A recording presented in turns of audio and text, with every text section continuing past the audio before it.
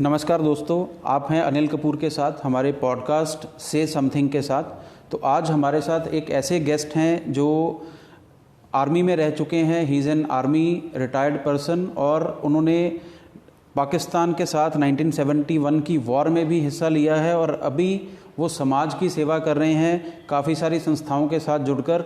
और एजुकेशन के फील्ड में लुधियाना और पंजाब का नाम उन्होंने पूरे देश भर में नहीं विश्व में रोशन किया है।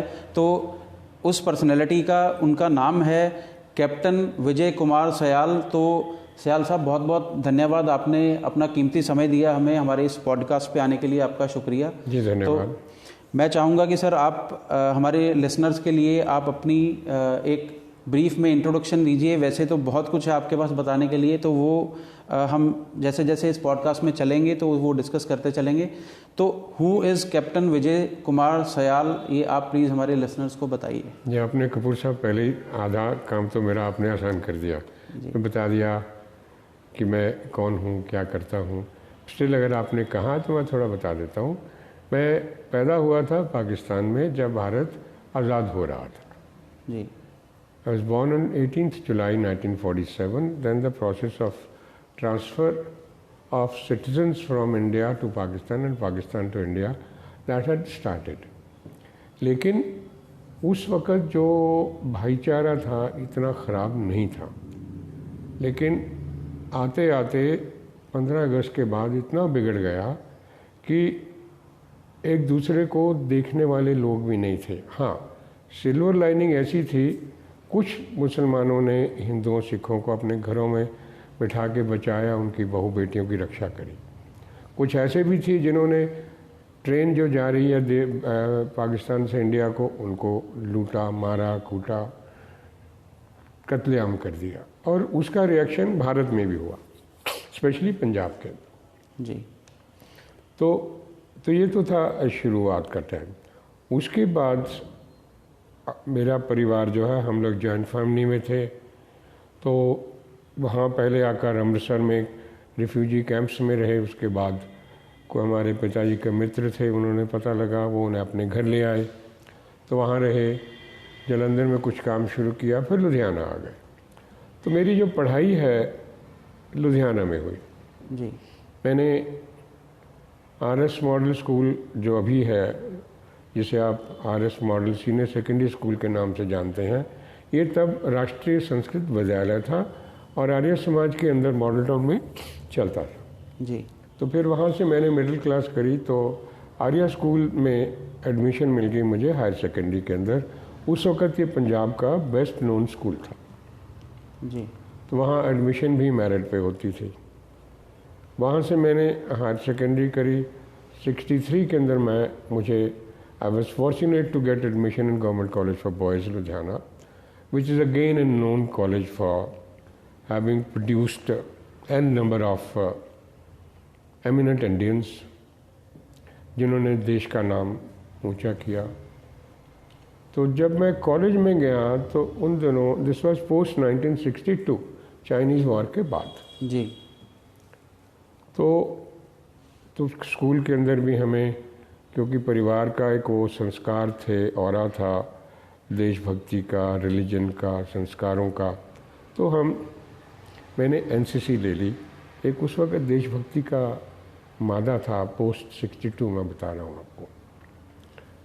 कॉलेज के अंदर आए तो हमारा कॉलेज जो है एक ऐसा इंस्टीट्यूशन था, आई वुड से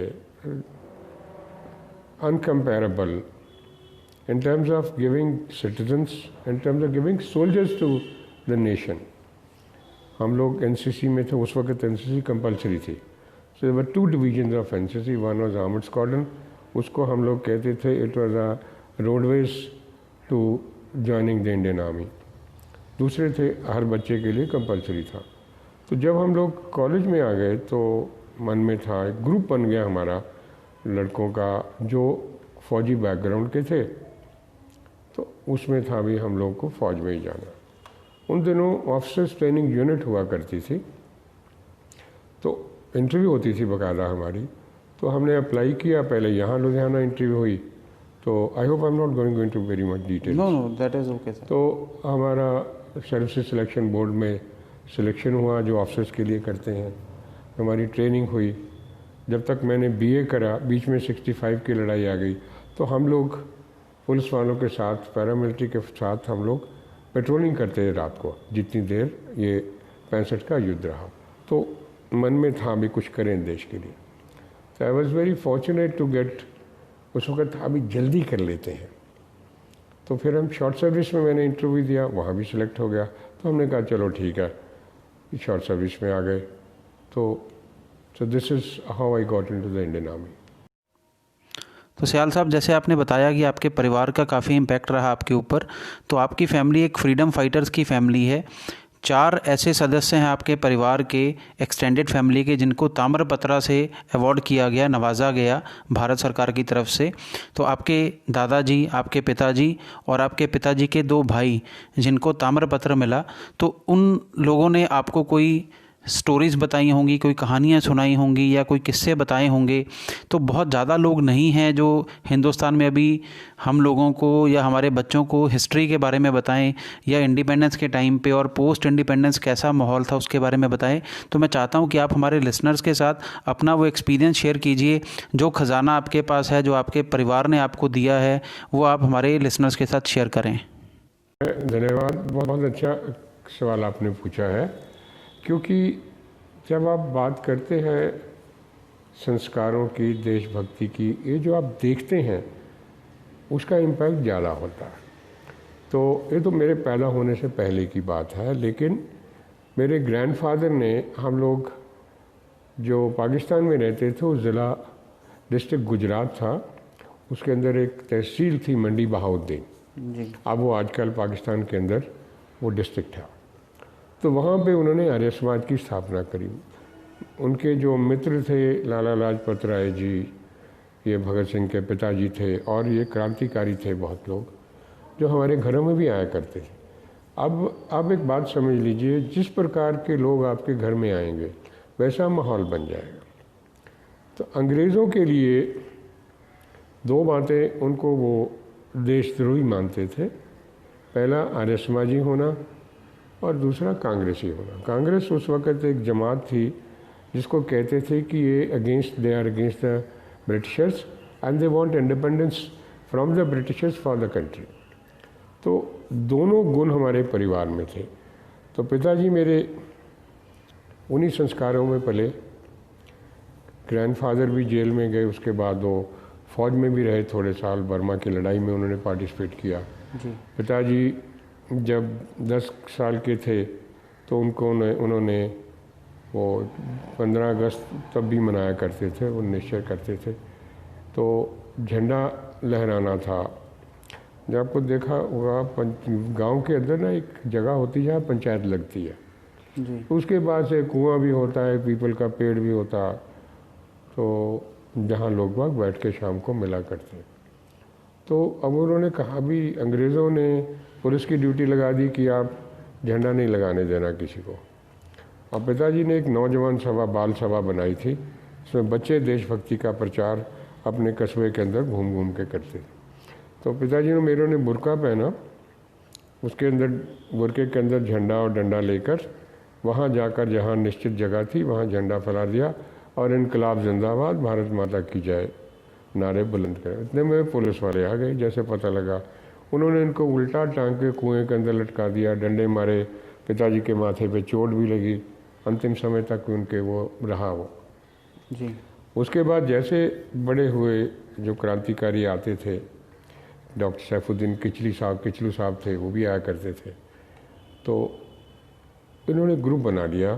तो जैसे ही भारत छोड़ो आंदोलन शुरू हुआ तो पिताजी ने अपना नाम लिखा दिया जी। तो उस वक़्त गांधी जी का, चूँकि वो लीडरशिप के अंदर ये काम हो रहे थे, तो उन्होंने पहले कहा था भी कोई बंदा शराब नहीं पीने वाला चाहिए, सिगरेट, तम्बाकू, मांस, मछली ये वाला नहीं चाहिए, और आपको लिख के देना पड़ता है। पिताजी बताते थे कई लोगों जिन्होंने इनका सेवन करते थे, उन्होंने लिख के दिया और उन्होंने उसका पालन उस दौरान नहीं किया। उसके बाद ये जेल हो गई इनकी। फिर जो क्विट इंडिया मूवमेंट आई ना, पहले भारत छोड़ो, उसके बाद था इंडिविजुअल सत्याग्रह, उसमें भी पिताजी ने भाग लिया, तो वहाँ भी जेल हुई। तो ये तो थी हमारे मेरे पिताजी के बारे में। जी। ग्रैंडफादर भी वो रहे, आर्य समाज के लीडर थे, उन्होंने स्थापना करी। तो परिवार में था, हमारे चाचा जी भी क्रांतिकारी हो गए। तो 47 के अंदर हमारे चाचा जी को अंग्रेज़ पकड़ के ले गए। उसके बाद पोस्ट इंडिपेंडेंस वहाँ, अब वो जब आप बात करते हैं ना उस दृश्य के बारे में, कुछ एक दो पिक्चर बनी है जिसमें उन्होंने दिखाया भी क्या हाल हुआ। तो वहाँ क्या था, हमारे घर में पिताजी में 4 भाई थे, 5 बुआ जी थे हमारे। जी। तो लड़कियों में 2 मैरिड थी, 3 बुआ जी अनमैरिड थे। मैरिड वाले तो दिल्ली वाले चले गए थे। तो 3 लड़कियां थी घर के अंदर। मेरे माता जी थे, चाचा जी अनमैरिड थे। तो इनको हमारी दादी ने जहर दे दिया, अगर आपकी कोई इज्जत को हाथ डालता है तो जहर खा लो, ये हालत थी उस वक्त। तो फिर यहाँ आ गए, पता लगा जी लुधियाना में मॉडल टाउन रिफ्यूजी कॉलोनी, उत्तर भारत में जहाँ भी मॉडल टाउन बने ना जी, they were made for the refugees. So that is how we started. शुरू आके फिर मॉडल टाउन में रुक गए जी। तो ये है। फिर आकर दिस इज़ 47, 48, 49, 1950 के अंदर जब 50 में मॉडल टाउन बना तो उस वक़्त रिलीजियस जगह इन्होंने एयर मार्क कर दी थी। जी। फिर उससे पहले ग्रैंडफादर ने आर्य समाज पर का प्रचार शुरू कर दिया, तो घरों के अंदर साप्ताहिक सत्संग करते थे। फिर जब जगह की बात हुई, अलॉट तो हो करवा ली पिताजी ने मिलके, ग्रैंडफादर ने मिलके, तो अब वो पैसे नहीं थे।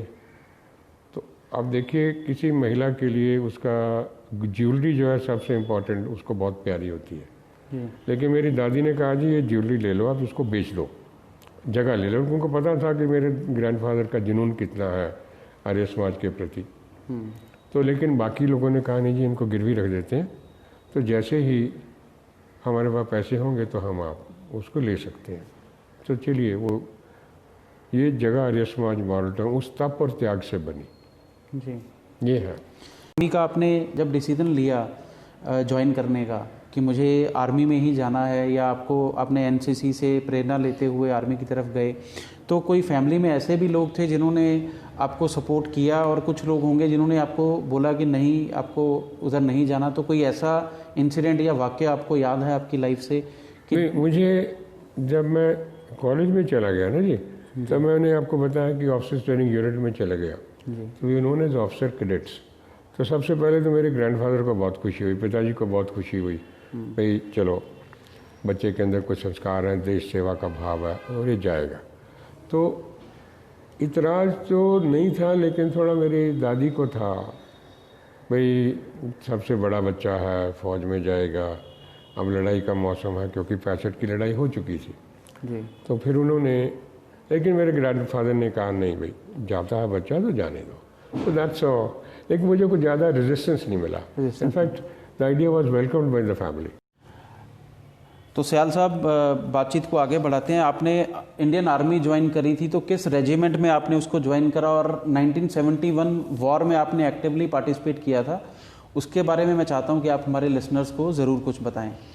जी, मैं जब 1968 जून के अंदर मुझे कमीशन मिली, इसको कमीशन कहते हैं जब व्हेन वी बिकम ऑफिसर्स, तो मेरी यूनिट जो थी it was the 5th battalion of the Rajput regiment. Rajput regiment is a very, very old regiment during the British times. Earlier it was known as the British Bengal Native Infantry. तो infantry का part थी। तो मैं वापस commission इन 68। अगले साल मेरी टांग टूट गई तो मैं लो मेडिकल कैटेगरी हो गया, तो मैं जयपुर ब्रिगेड हेडक्वार्टर में चला गया एज कैंप कमांडेंट। तो जैसे लड़ाई का टाइम आया, जब आपको याद होगा हमारा प्लेन हाईजैक कर लिया गया था, तो लगता था भी अब कुछ होगा। तो we started preparing for war, और पता था होगा। दिवाली आते आते we were asked to move. तो मैं चूँकि जयपुर में था, we were in the desert division. Bharat में 2 डेजर्ट डिवीज़न हैं जो डेजर्ट वॉरफेयर के अंदर एक्सपर्टीज़ है उनकी। तो वहाँ से हमें मूव कर दिया दिवाली से पहले। तो जिस एरिया में गए it is called concentration area, we call it conc area in short. तो वहाँ पहुँच गए। इट इज़ बियॉन्ड जैसलमेर, अगर आपको याद होगा जहाँ ये पिक्चर बनी थी बॉर्डर, जी तो ये जैसलमेर से सीधी सड़क जाती है, जगह का नाम है तनोट। वहाँ से बाएं में इनका था, लोंगेवाला की लड़ाई जहाँ हुई, तो हम लोग राइट में थे। जी लेकिन नवंबर के अंदर हमारी यूनिट जो थी 5th battalion of the Rajput regiment, ये छम में थे, छम सेक्टर के अंदर थे। तो unit they were short of officers, तो हमारे यूनिट ने टेक ओवर किया जी, हमारे 1-2 ऑफिसर वापस आने चाहिए जो आ सकते हैं। So I would say very fortunate to go back with the पल्टन। तो मैं 3 तारीख को जब लड़ाई शुरू हुई तो मैं दिल्ली पहुंचा था, वहाँ से जैसलमेर से पता लगा लड़ाई लगी, भागना शुरू हो गए हम लोग। तो मैं जैसे यूनिट में पहुंचा तो हम लोग I was picked up by the officers, तो मैं फिर वहाँ हम पहुँच गए। जी तो वो जो एरिया था तो is a very very hot area, क्योंकि जहाँ हम लोग पोस्ट थे वहाँ पहले ऑर्डर था जी हम एडवांस करेंगे पाकिस्तान के अंदर, लेकिन जब तक बांग्लादेश के अंदर काफ़ी एडवांस हो चुका है, इन्होंने कहा भी ठीक है हम लोग यहाँ डिफेंसिव रहेंगे।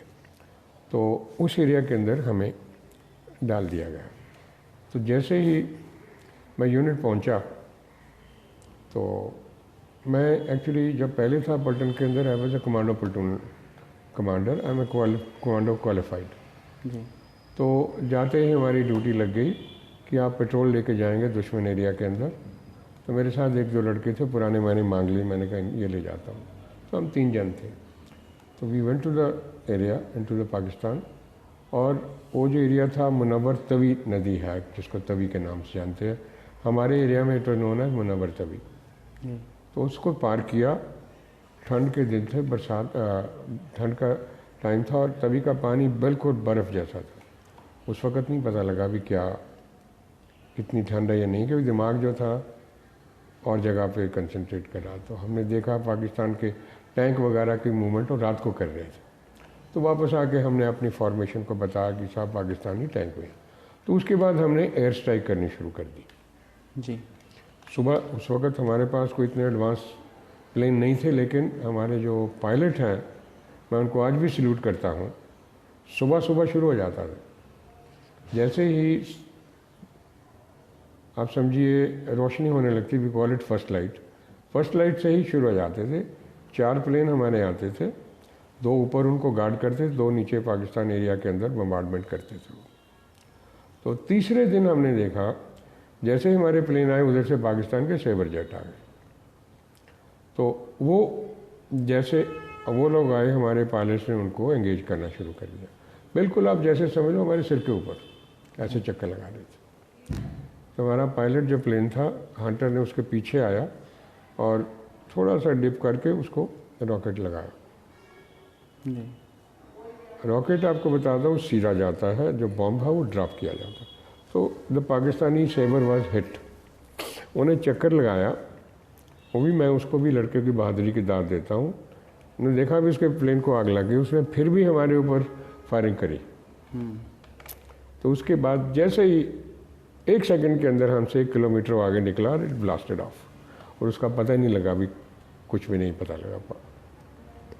तो ये जो था एक एक्सपीरियंस, हालांकि हमारी ट्रेनिंग कहती है कि जब ऐसा, इसको डॉग फाइट बोलते हैं, डॉग फाइट हो, एयर रेड हो रहा तो आपको मोर्चे के अंदर रहना चाहिए। लेकिन उस वक्त एंग्जाइटी, जोश इतना था भी, सब लोग देख रहे थे यार कितना बढ़िया काम हमारे पायलट कर रहे हैं। और वाकई ही उस एरिया के अंदर it was an air force dominated area, कमाल कर दिया हम लोगों ने। So that was all. उसमें उसके बाद हमने पाकिस्तानी सोल्जर पकड़े जी।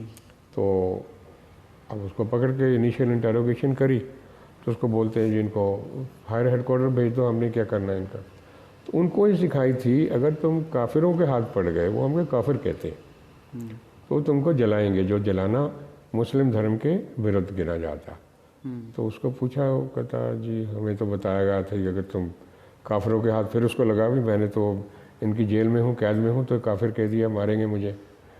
लेकिन फिर उसने करेक्शन कर दी, उन्हें मारना वारना क्या था। तो उसको बोला हमने, हम तुम्हें जलाएंगे नहीं, कुछ नहीं करेगा। कमाल है जी। तो it was a hard change for him. लड़ाई के बाद सीज़ फायर हो गया, 14 दिन की लड़ाई थी। उसके बाद जो हमारे आपस के अंदर, या आप ये समझ लो इस पहाड़ी पे हम हैं और ढलान है, बीच में एक सूखा नाला है, सामने पहाड़ी पे पाकिस्तानी है। अगर आप बात कर रहे हो ज़ोर से तो एक दूसरे की आवाज़ें सुनती हैं। तो उसके बाद हमारी वहाँ सीज़ फायर वायलेशन हो जाती थी। अगर कोई पॉइंट ऑफ डिफरेंस है तो फिर फ्लैग मीटिंग होती थी। एक बार फ्लैग मीटिंग भी हुई हमारी, तो एक बलूच कर्नल साहब थे, उसके साथ हुई। तो आते ही करता है, मैं था, मेरे साथ एक ब्रिगेडियर सन सिंह थे, वेटरन सोल्जर। तो वहाँ फिर वो कहता है जी, कहता ब्रिगेडियर साहब हम और आप तो मुलाजिम हैं। अब उसकी माइंडसेट देखिए, ये जो लड़ाई का काम है सियासतदानों का, कहता अब लड़ाई ख़त्म हो गई, आप किस बात की, दुश्मनी तो अपनी है नहीं है। तो बलूच जो था वो लंबा चौड़ा ऊंचा, but then is a good soldier. So अच्छे अच्छे एक्सपीरियंस भी हुए जी, और बुरे भी हुए। तो उसमें सयाल साहब जो इंडियन पॉपुलेशन, जो आम जनता थी, उनका उस वक्त क्या रोल रहा, कैसा रिस्पांस रहा, या आपको उस वहाँ पे लोकल सपोर्ट करते थे? इट वाज एन एक्सीलेंट लेकिन सपोर्ट। अब I give you small example. लड़ाई ख़त्म हुई 17 तारीख को। 1971 के अंदर किसी जवान को, किसी अफसर को छुट्टी नहीं दी गई। जैसे ही युद्ध ख़त्म हुआ, 17 को ख़त्म हुआ, 21 तारीख को ऑर्डर आ गया भी आप 3-4 दिन की छुट्टी आसपास के एरिया में भेज सकते हैं। तो नियरेस्ट मेरा ही घर था लुधियाना। तो हमारी मीटिंग हो रही थी, तो उन्होंने पूछा भाई कौन छुट्टी जाना चाहिए। अब 3 दिन 4 दिन की छुट्टी कोई भी नहीं आने को तैयार था। तो मेरी तरफ देखते मेरे कमांडिंग ऑफिसर कहता तू तो होना आया। मैंने कहा सर मैं कब मांगी है? कहता जाना है। मैंने कहा सर आप भेजोगे चले जाऊँगा, मैं जो आपको चीज़ बताने जा रहा हूँ। तो कहता गो। तो मैंने क्या किया जी, साथ में तो क्या लेना था, फील्ड एरिया में थे, सामान बिस्तर उस्तर होता नहीं है, और वो एक हैवी कोट था। उसमें मैंने टूथब्रश, टूथपेस्ट डाली और शेविंग किट डाल दी जेब के अंदर और चल दिया। एक मेरे साथ सैनिक था, हमने नदी पार करी, तो उधर से एक जीप आ रही थी इंडियन आर्मी की। हमारे पास हम ले जा नहीं पाए थे, वो तोप खाने वालों के पास जीप थी। तो उसने दूर से देखा, the gentleman waived at me. जब वो पास आया तो मेरा कोर्समेट था, हम ट्रेनिंग इकट्ठी करी। तो कहता कहाँ जा रहा है? मैं छुट्टी जा रहा हूँ। तो कहता तो रुक, मैं तुझे अपनी गाड़ी भेज देता हूँ, तो उसमें चले जा। तो मुझे वो थोड़ी दूर तक हमारा था, वो सड़क आने वाली थी, तो वहाँ तक उसकी गाड़ी छोड़ गई। तो वहाँ पे सीआरपी वाला था, कहता सर आप कहाँ जाओगे? मैंने कहा यार मैंने जम्मू जाना। कहता जी रुको जी, अभी कोई ऐसा बस वस तो चलती नहीं यहाँ पे, अभी सिविल ट्रक आ रहे हैं, तो ये पराली वगैरह काट रहे हैं, तो आप उसमें बैठ जाइए, जम्मू छोड़ दें आपको। तो एक गाड़ी को रोका, उन्होंने कहा साहब को तो कहाँ जा रहा है? कहता है जम्मुआ जा रहे हैं, और डोगरे जम्मुआ बोलते हैं। तो उसने कहा साहब को ले जाना। कहता जी साहब ठीक है। मुझे रास्ते में बातें करने लगा बड़ा। वो लड़के ने कहा सर ऐसा है, अगर तो हमारे बॉर्डर पे रात को कॉन्वॉय चलते हैं, अगर हुआ तो आपको बिठा देंगे, सुबह आप घर पहुंच जाओगे। कहते नहीं हुआ तो फिर अपन देख लेंगे। तो जब by the time we reach तो गाड़ियाँ निकल गई थी। वो बंदा मुझे अपने घर ले गया जी, जानता नहीं है मुझे। अपने घर ले गया, खाना खिलाया, रात को बिस्तर दिया, सुबह 5 बजे सर्दियों में मुझे वो जम्मू बस स्टैंड पे छोड़ के गया। जी, तो लोगों का जो कोऑपरेशन था ना जी, हरे रंग की यूनिफॉर्म को देखकर मुझे याद आ, जब हम बच्चे थे 62 की लड़ाई में, तो जैसे कॉन्वॉय जाते थे ना जी, वो संस्कार थे ना, हम घर की दीवार पे खड़े होकर सलूट लगाया करते थे सैनिकों को। बिल्कुल वही चीज़ें हमने अपनी ज़िंदगी में देखी। बिल्कुल। तो ये लड़ाई जीती भी, और जो ये सब हुआ वो इसी वजह से हुआ कि सभी लोग इकट्ठे होकर लड़ रहे थे। आर्मी भी और जितनी भी हमारे देश के लोग थे वो जवानों को सपोर्ट कर रहे थे और आर्मी को सपोर्ट कर रहे थे। तो बहुत बढ़िया लगा सर आपका एक्सपीरियंस ये सुन के। तो सयाल साहब, जैसा आपने सर्विस ज्वाइन करी 1968 में, and you short service commission था, तो वो 1973 में you came back into civilian life. तो जो आर्मी लाइफ और सिविलियन लाइफ का जो ट्रांजिशन था या जो डिफरेंस है, वो क्या आपकी लाइफ में रहा, और वो जो आर्मी में आपने टाइम गुजारा उसका इम्पैक्ट आपकी ओवरऑल लाइफ में अभी तक क्या रह रहा है? आर्मी का जो ट्रेनिंग है आपकी, it gets drilled into your mind. मेरे बच्चे आज भी मेरे साथ मजाक करते, पापा आप आज भी फौजी हो। So that training, and it's such an exhaustive training, and I would say it's the best in the world. They make a man out of you, जो हमारी ट्रेनिंग है। इतनी वंडरफुल, इतनी साइंटिफिक ट्रेनिंग है कि आपके अंदर ना वो देश को प्यार करने की एक इच्छा बन जाती है, एक हैबिट बन जाती है। हमें दो बातें सिखाई जाती हैं जी इन्फेंट्री के अंदर, फ्लेक्सिबिलिटी एंड अडेप्टेबिलिटी। वो नहीं निकल सकती हैं आपके जीवन में से। तो सिमिलरली उसी फ्लेक्सिबिलिटी एंड अडेप्टेबिलिटी के हिसाब से मैंने इमीडिएटली, इट्स लाइक जैसे आपने कपड़े चेंज करके कमरे से बाहर निकल गए, सो आई केम आउट। ओके। उसके बाद लेकिन वो था अभी इन्वॉल्वमेंट कहीं ना कहीं रहनी चाहिए। जी। हमारे एक दोस्त थे, बोले यार तू हमारे साथ लॉयन क्लब में आ जा, हम लोग सेवा वगैरह करते हैं। मैं कहा चलो, चले गए। ठीक लगा। इट वॉज, क्योंकि एक तो लिंक आपका अपने क्लास फेलोज वगैरह से, कि हमारा ग्रुप तो फौज वाला था, वो टूट गया, सब लोग फौज में थे। सिविल में हमारे कम दोस्त थे। मैं कहा चलो यार कम से कम आने जाने का तो रह जाता नहीं जी। तो उसके बाद लॉयन क्लब में आ गए। अगले साल मुझे सेक्रेटरी बना दिया गया। उसके अगले साल मैं प्रेसिडेंट बना। फिर अगली अपॉइंटमेंट हमारी डिस्ट्रिक्ट लेवल पे, डिकॉली डिस्ट्रिक्ट, उस वक्त डिस्ट्रिक्ट जो हमारा था, it was from Delhi till JNK, इनकल, हरियाणा, पंजाब, JNK, हिमाचल, बहुत बड़ा था। तो I was made zone chairman. जी। उसके बाद एक रीजनल कोऑर्डिनेटर होता है, वहाँ तक रहे। फिर मैंने कहा भी चलो कुछ और काम करते हैं। तो 5-7 साल इसमें सेवा करी, क्योंकि लॉयन क्लब का मोटिव है वी सर्व, जी। करते हैं अभी। और आपकी सर एसोसिएशन सतलुज क्लब के साथ भी रही है सिंस सतलुज क्लब के साथ इट वाज, आई वुड से, होना था। हमारे एक दोस्त थे, मेरे से बहुत सीनियर थे, कर्नल साहब, तो मुझे कह रहे तू यार सतलुज क्लब का मेंबर बन जा। तो हमारे लोगों के दिमाग में था भाई क्या करूँगा मैं जाके सतलुज क्लब में। जी। तो कहते नहीं तू, अच्छा लगेगा तेरे को। मैंने कहा ठीक है जी। तो उन्होंने मेरे से फॉर्म भराया। He went to the deputy commissioner, खुद ही जाकर उन्हें साइन करवा के मुझे बोलता ले तेरी मेंबरशिप अप्रूव हो गई, चलो। तो मेंबर बन गया मैं। तो उस वक्त डिप्टी कमिश्नर थे चेनी, मिस्टर SS चेनी। तो उनके SDM थे एक, हमारे एक्स आर्मी ऑफिसर थे। तो उन्होंने जो वहाँ की मैनेजमेंट थी वो उसको तोड़ दिया, they were not doing well. Ad hoc committee बनाएगी, तो उसमें SDM ने मेरा नाम डाल दिया, वो भी एक्स आर्मी था। जी। तो मुझे फ़ोन आया जी एग्जेक्टिव क्लब का कमेटी की मीटिंग है, आप आइए। तो सरप्राइज़, मैंने कहा मुझे किसी, मैं तो कभी इलेक्शन लड़ा नहीं। कहते नहीं जी आपको नॉमिनेट किया गया। मैंने कहा चलिए। तो वहाँ फिर ठीक है, अभी did lot of work, cultural activities, social activities. फिर हमें लगा अच्छा फौज वाली बात तो जाती नहीं है। फिर हमने जो हमारे वेटर थे इनको सर्विस करनी नहीं आती थी, इनकी ट्रेनिंग कराई, आर्मी से बंदे बुलाए, उनको बुलाया, इनको सिखाओ कुछ। So that's I have been trying to be useful to the society in any way in I can. तो फिर वो था। फिर ट्रांजिशन हो गई आर्य समाज के अंदर, क्योंकि आर्य समाज घर में थी। जी।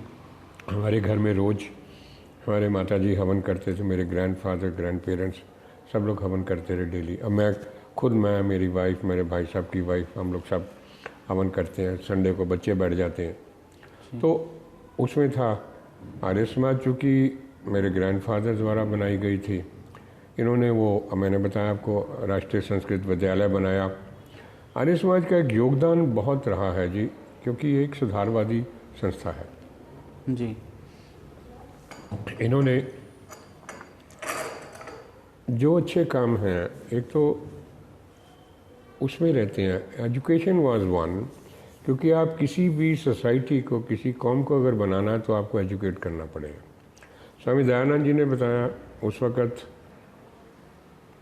अपना गुरुकुल शुरू किए गए, क्योंकि अगर आपको याद हो अभी इन दिनों में लॉकडाउन में आपने देखा रामायण आई, तो राजा का बेटे थे महाराज दशरथ के बच्चों को गुरुकुल में पढ़ाया गया जी। तो गुरुकुल की स्वामी श्रद्धानंद जी थे हमारे एक बहुत महान सन्यासी, तो बाद में फ्रीडम फाइटर भी रहे वो। तो उन्होंने बहुत काम किया। फिर DAV इंस्टीट्यूशन शुरू हुई, महात्मा हंसराज जी थे और इनके कोलीग्स थे, दयानंद एंग्लो वैदिक, DOE का पूरा नाम है। इन्होंने क्या शुरू किया, DAV for information and to the information of listeners, it is one of the largest chain of educational institutions in the world. जी, भारत भर में नहीं, दुनिया में। और उससे उतना ही करीब ये इस वक्त मेरा ख्याल है 15 से ऊपर ज़्यादा इंस्टीट्यूशंस हैं इनके ऑल ओवर। अब तो ये बाहर भी चले गए। जी, आर्य समाज इंडिविजुअल ने भी अपने अपने काम करे, जैसे हमारी आर्य समाज मॉडल टाउन है, ये इन्होंने अब RS मॉडल स्कूल चला रहे हैं। BCM स्कूल की स्थापना करी गई, इसका पहले नाम था दयानंद पब्लिक स्कूल। जी, तो उस वक्त हीरो साइकिल वाले हमारे मेंबर थे, जी, तो उन्होंने कहा जी कि अगर आप हमारे पिताजी के नाम पर स्कूल का नाम रख देते तो will give you some seed money. तो सभा ने मान लिया, जी, क्योंकि ये पब्लिक स्कूल खोलने का आइडिया तब आया, you been a student of this institution. जी, पहले कॉन्वेंट स्कूल था एक, जिसके पीछे लोग सब भाग रहे थे। जी, फिर उसके बाद हम लोग आ गए, हमारे आने के बाद बाकी स्कूल बन गए। अगर आप देखेंगे रिलीजियस ऑर्गेनाइजेशंस, आर्य समाज, सनातन धर्म, जिनके जैसे अभी भी SDP स्कूल, SDP कॉलेजेस चलते हैं, 6 इन्होंने बहुत चलाए, कॉन्वेंट स्कूल क्रिश्चियन ने चलाए, जितने रिलीजियस 4 ही गिनते हैं ना, हिंदू, मुस्लिम, सिख, ईसाई, सब ने स्कूल चलाए और अच्छे स्कूल चलाए। जी, तो ये स्कूल भी चला। जी, तो फिर चलते चलते इट वाज 1997, जी, 97, हाँ। My father was the president of BCM and Arya Samaj, क्योंकि आर्य समाज ही जो है मॉडल टाउन वाली, ये सब संस्थाओं को चलाती है। जी, तो उसी के प्रेसिडेंट हमारे रहते हैं, उसी का सेक्रेटरी हमारा मैनेजर रहता है स्कूल का। That's how I am the manager of the school. Okay, तो वो फिर हमने स्कूल चलाया, तो फौज वाली बात थी, तो भाई कुछ और आगे चलो, कुछ और आगे चलो, कुछ और आगे चलो। तो we kept on doing it and with the God's grace, हमें इतने अच्छे टीचर मिले। इंस्टीट्यूशन जो है, स्कूल है, वो जो है बिल्डिंग से नहीं बनता है। जो स्कूल की आत्मा है वो आपके टीचर हैं और आपके बच्चों के पेरेंट्स हैं। आई वुड से with my experience of the past 23 years that हमें इतने अच्छे टीचर मिलते हैं, इतने अच्छे बच्चे मिलते हैं, उनके माँ बाप उतने अच्छे मिलते हैं कि वो कोऑपरेट करते हैं। कोई भी आइडिया जो है वो हम लोग पहले अडॉप्ट करते हैं। सिमिलरली जो CBSE नए कोर्सेज चलाते हैं, तो वो हम सबसे शायद पंजाब में भी BCM शास्त्री नगर जो होता है पहला स्कूल होता है, जो अच्छे अच्छे सब्जेक्ट जो हैं अदर दैन नॉर्मल, तो सब जगह यही होते हैं, arts, commerce, medical, non medical, 4 major subjects हैं। लेकिन इसके बाद आपको भी पता हमने कितने नंबर ऑफ करिकुलम्स चलाए हुए हैं, तो उसका फ़ायदा है। Similarly about 5-6 years back, CBSE ने टू काउंटर और to come up with level with the ICSE, इन्होंने CBSE इंटरनेशनल करिकुलम शुरू किया। चूँकि हम लोग शुरू से ही थोड़ा क्रांतिकारी हैं, तो हमने कहा नहीं, लेट्स टेक दिस चैलेंज, तो हमने ले लिया, तो शुरू कर दिया। ब्लॉक भी नया बन गया उनके लिए। लेकिन unfortunately CBSE was mentally not prepared. या तो उनके चेयरमैन जो थे, जिन्होंने आइडिया जनरेट किया, वो चले गए, तो उसके बाद किसी ने फोकस नहीं किया, इनपुट आ नहीं रही थी, तो इन्होंने वाइंड अप कर दिया। No we had the setup, students थे, तो what do we do? It's an air condition building, बच्चे माँ बाप के हैं, एजुकेटेड फैमिलीज हैं, उनको तो दिल ब्लेम अस।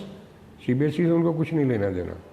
तो हम लोग मीटिंग करी, तो हमने सोचा भाई कैम्ब्रिज इंटरनेशनल करिकुलम या CAIE, इसको अगर हम अप्लाई करते हैं, मिल जाए तो बहुत अच्छा रहेगा। So that's how our journey with us Cambridge started. अभी भी आई थिंक मैं अगर एग्जैजरेट नहीं करूं, तो my school is the first choice of the parents. बिल्कुल, दैट्स हाउ इट इज। जी। तो इसमें एक और भी संस्था है, स्कूल है, जो आर्य कन्या गुरुकुल, उसके साथ भी आपकी एसोसिएशन है सिंस 1999। तो वहाँ पे कुछ वैदिक साइंसेस के बारे में भी? बहुत अच्छा प्रश्न आपने किया। जब अगर आप देखिए, लड़कों के गुरुकुल है, लड़कियों का गुरुकुल पंजाब में नहीं था, हरियाणा में एक दो है। तो हमारे प्रेसिडेंट थे श्री सत्यानंद मंजाल जी, उन्होंने कहा भाई why not we do make institution Kanya Gurukul. अब वो कन्या गुरुकुल बनाने का आइडिया हुआ तो अच्छे काम को किसी ने इनकार नहीं किया, तो हमने फटाफट बिल्डिंग बनाई जी। अब वो पंजाब के लोग गुरुकुल में बच्चे भेजते नहीं हैं, तो मेरे पास बिहार से बच्चे आने लग गए। तो अभी भी 95% से ज़्यादा बच्चे मेरे बिहार से आते हैं और कुछ हरियाणा वगैरह से आते हैं। लेकिन अनफॉर्चुनेटली कोविड की वजह से जैसे बच्चे घर गए मार्च में जी, एकदम लॉकडाउन लग गया, जैसे थोड़ी रिस्ट्रिक्शन हुई तब हमारी बच्चियां रही यहाँ पे। तो फिर वो एक बार तो अपने घर चले गई, उसके बाद अभी ना हमने भी नहीं रिस्क लिया, सरकार भी नहीं लेने देगी to start residential school for the girls. तो अभी तो अगले साल देखेंगे जैसे रिस्ट्रिक्शन कम होएंगी या ख़त्म हो जाएंगी तो। और एक sir BCM is associated with NIOS study accreditation भी है, तो जिसमें उसके बारे में भी आप थोड़ा सा बताएंगे? मैं आपको ये बता रहा हूँ, मैंने पहले बताया जी, any new and good idea अगर वो होता है तो हम लोग उसको अडॉप्ट करने की कोशिश करते हैं। गवर्नमेंट ऑफ इंडिया का प्रोग्राम है नेशनल ओपन स्कूल का, उसमें जो बच्चे हैं लेस प्रिविलेज सोसाइटीज़ के आते हैं, उनका खर्चा वर्चा में नाम आते हैं, उनकी बहुत लिमिटेड क्लासेस होती हैं, तो वो प्रोग्राम जो है उससे हम उनको एम्पावर करते हैं। दैट्स हाउ इट इज़ जी। तो मैंने अभी तक जो आपकी जर्नी से सर मेरे को या हमारे लिसनर्स को ये मैसेज मिला है कि आप और आपकी जो पूरी फैमिली है वो समाज सेवा और एजुकेशन से जुड़ी हुई है। आपने आर्मी में भी सर्व किया, आपने जो सोसाइटी की आप सेवा कर रहे हैं, एजुकेशन इंस्टीट्यूशंस के साथ जुड़ के आर्य समाज को भी आप प्रमोट कर रहे हैं और ख़ुद भी उन प्रिंसिपल्स पे आप जी रहे हैं। तो आपने जो ये सब चीज़ें की हैं, ये सब करने के लिए जो मोटिवेशन है, अभी अगर मैं बात करूं मेरे नॉलेज में है, आपने जो ये JNK में और उत्तराखंड और लद्दाख और ये सब चीज़ों के लिए भी आपने एक बहुत अच्छा उपराला करके वहाँ पे कुछ बहुत हैवी अमाउंट्स भेजी हैं। तो ये सब करने के लिए आपको प्रेरणा और प्रेरित आप किससे होते हैं, और लोगों को आप क्या मैसेज देना चाहेंगे कि वो किस तरह से अपने जीवन में ये सब चीज़ें स्टार्ट करना शुरू करें? यदि मैं आपसे ये कहूँ, अगर आपका उद्देश्य अच्छा है तो लोग साथ मिल जाते हैं। वो कहते हैं मैं चला था जानिब मंजिल अकेला, लोग साथ चलते गए, कारवां बनता गया। मैंने आपको पहले कहा मेरे अध्यापक और मेरे स्टूडेंट्स और उनके parents, it's an excellent combination of an beautiful team. जी। जब ये लद्दाख में अगर आपको याद होगा एक क्लाउड बस्ट हुआ था, बाद में उसी जगह पे आपको याद हो शायद आमिर खान ने पिक्चर बनाई थी स्कूल में। क्लाउड बस्ट हुआ तो मैं बैठा हुआ था अपनी प्रिंसिपल के ऑफिस में कुछ दिन, 2-4 दिन के बाद, तो हम लोग बात कर रहे थे भी कुछ ना कुछ करें, अच्छा काम है, दुनिया हेल्प कर रही है। तो इतने में एक बच्ची आई 6th क्लास की, she wrote a letter to the principal. तो प्रिंसिपल ने पढ़ के मुस्कुराने लगी, कहती सर ये पढ़ लो। मैंने कहा क्या कहते, ये बच्ची का आइडिया है भी हम कुछ करें लद्दाख के लिए। जो आपके दिमाग में आ रही है वो आपके बच्चों के दिमाग में भी चल रहा है। हमने एक अपील कर दी, वी स्टार्टेड विद आवरसेल्व्स, खुद कुछ ना कुछ कंट्रीब्यूट किया, मेरे स्टाफ ने भी किया। I think the first contribution for a noble cause was made for about 6 lakh plus. जी। तो फिर हमने कहा इसको भेजें कहाँ पे, तो then we sent it to the prime minister relief fund. That is how our journey for this good cause started. Meanwhile आपको याद होगा ये पंजाब केसरी वाले जो है, ये भी they also come from the Arya Samaj families. जी। तो चोपड़ा फैमिली, चोपड़ा साहब जी, बड़े चोपड़ा साहब, अब तो उनकी 4थी जनरेशन भी आ गई इस लाइन के अंदर। तो उनको हमने एक फंक्शन में बुलाया, इसी लद्दाख वाले को। जी। तो उन्होंने कहा भी ऐसा है JNK के अंदर, बॉर्डर एरिया के अंदर बहुत लोगों का बुरा हाल है, हिंदू फैमिलीज हैं, डिसरप्ट हो चुके हैं। और मुझे एकदम याद आ गया 71 के बाद जम्मू से अखनूर का जो रास्ता जाता ददी से एक नहर निकलती है जो विच कम्स टू जम्मू, उसके एक साइड पे रिफ्यूजी कैंप था, पूरा ह्यूज कैंप, फटे हुए टेंट, और महिलाएं उनकी इधर आके कपड़े धोती थी नदी के पानी से। अब इमेजिन करो कब 65 की लड़ाई हुई तो कब अपरूट हुए, तो आज तक उनको सिटीजनशिप नहीं मिल पाई इंडिया की। तो मैंने कहा यस, तो हमने डिस्कस किया मैनेजमेंट कमेटी में। फॉर्चुनेटली जो हमारी मैनेजमेंट कमेटी है, since the come from Arya Samaj, संस्कार वैसे ही सबके, पुराने फैमिलीज हैं, वो लिव टुगेदर, ग्रोन टुगेदर, तो सबने कहा। तो फिर हमने ये चोपड़ा साहब के माध्यम से पहला ट्रक भेजा, तो हमने कहा जी ले जाओ। वो कहते लेना नहीं है जी, आपको जाकर देना पड़ेगा, बांटना पड़ेगा। नहीं हम तो नहीं जाएंगे। वो कहते नहीं जाना, ट्रक अपना वापस ले लो। आप फंस गए। लेकिन ये उनका तरीका था टू मेक यू फील भाई वहाँ पे जगह कैसी, go and see it for yourself. तो वहाँ जाके देखा वाकई लोगों का हाल इतना था। वहाँ से फिर हमने सीखा, फिर हम देखा भी क्या क्या ज़रूरत चाहिए, उसी के हिसाब से फिर हम यहाँ से पैकेज बना के चलते थे। तो इट वॉज अबाउट 7-8 ट्रक्स जो है हम लोगों ने दिए। इसके अलावा भी बीच में कभी इधर बाहर आ जाती या कुछ आ जाता तो वी बिन डूइंग इट। इसके अतिरिक्त इंडियन आर्मी जो है वो मैंने इसमें कहीं मेंशन नहीं किया हुआ जी।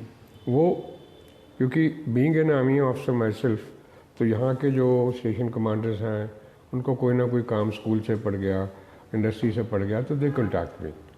तो उनके जो वीर नारी हैं, वीर नारी हम उनको बोलते हैं फ़ौज में, जिनके हस्बैंड ने शहादत दी होती देश के लिए जी, शहीद परिवार है वो। तो उनको ये बुलाकर अपने अपने स्टेशन के अंदर, अब लुधियाना में है अभी I think there more than 2000 families, तो इस साल में एक बार बुलाकर उनको भी मदद करते हैं। तो फिर उनकी अपील आई तो हमने बात करी मैनेजमेंट ने, कहते नहीं वी मस्ट डू इट। कि पिछले 3-4 साल से हम उनके जो जितने भी नंबर ऑफ फैमिलीज़ होती हैं उनके लिए कुछ ना कुछ किट बनाकर करते हैं। बच्चों के अंदर देशभक्ति की भावना बनी रहे तो ये राखी के ऊपर ये बच्चे बनाते हैं, राखी बनाते हैं। लुधियाना पे यहाँ प्रिंसिपल कमिश्नर हैं इनकम टैक्स के, अभी तो gone on a senior level, mister Jha.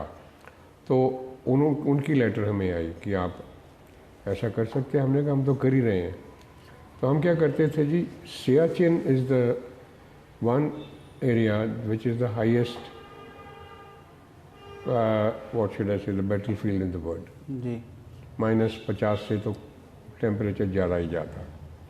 तो उन जवानों को हम यहाँ स्टेशन कमांडर को भेजते थे, ये वहाँ से ले भेजते थे। ले से they would get airlifted to the Siachen area.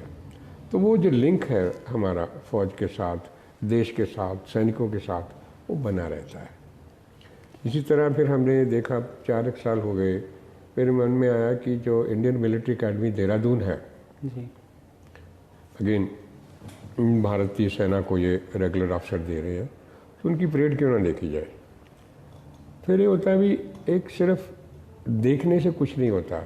जिनके कमांडेंट हैं वहाँ पर जो one of the best generals is posted there as a commandant, क्योंकि आपको ट्रेन कर रहे हैं future leaders of the nation.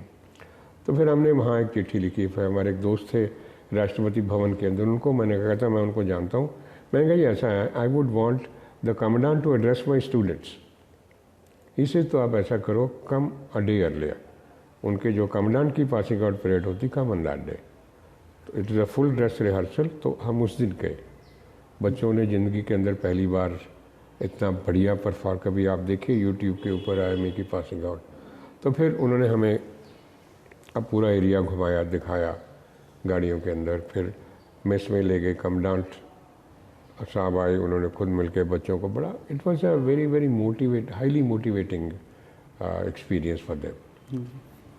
तो आपकी ग्रीन स्कूल प्रोग्राम के तहत भी कुछ एक्टिविटीज़ आप लेते हैं, जैसे एक सोशल कॉज मुझे पता है, सतलुज रिवर क्लीनलीनेस प्रोजेक्ट के साथ भी आपकी एसोसिएशन रही, बीसीएम की भी रही, तो वो प्रोग्राम, और एक ओशन सेवर्स करके संस्था भी है जिसके साथ आपकी एसोसिएशन है। तो ये सब चीज़ें जो समाज के लिए आप कर रहे हैं, ये इसके बारे में चाहूँगा कि आप और थोड़ा विस्तार से बताएं हमारे लिसनर्स को कि आप। अगेन वही बात जी, लोग साथ चलते गए, कारवां बनता गया। जी।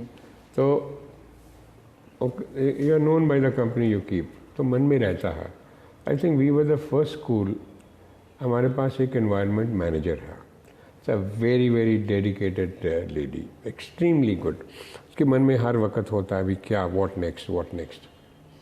तो एक बार तो यूनाइटेड नेशन से एक टीम आई थी, उनको पता लगा तो वो आके देखने लगे थे, कमाल है जी।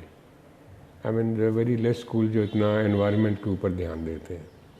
तो हम बात कर रहे थे, आप क्या कर रहे थे, ग्रीन स्कूल। Green school. तो उनको कहा भैया आप बात भी करो, तो उन्होंने फिर हमारा एक ग्रीन स्कूल टीम है हमारी एक एनवायरनमेंट की।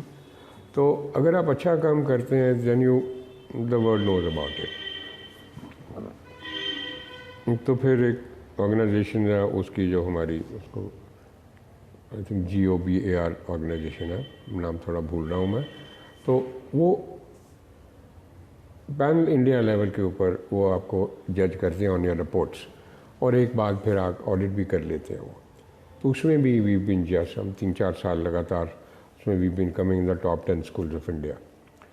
तो बच्चों के अंदर रहता है। फिर हमने एक स्कूल, ये ग्रीन स्कूल के अंदर एक हमने एक और काम किया, ये जो गार्बेज निकलता है तो उसको अगर आप बायोडिग्रेडेबल और नॉन बायोडिग्रेडेबल में सेग्रेट कर लेते हैं तो दैट कैन बी कुछ रिसाइकल हो सकता है, कुछ और भी काम हो सकते हैं। तो क्लासरूम्स के अंदर हमने 2-2 बिन लगा, each class green and red, तो चलता रहा। हमारा जो फाइनल डंप था उसमें भी ग्रीन एंड रेड रखा हुआ है। लेकिन अनफॉर्चुनेटली जब वो इकट्ठा होकर सरकार ले जाती है, कॉरपोरेशन वाले, उनका डंप एक ही होता है। Then we realise it was exercise in futile.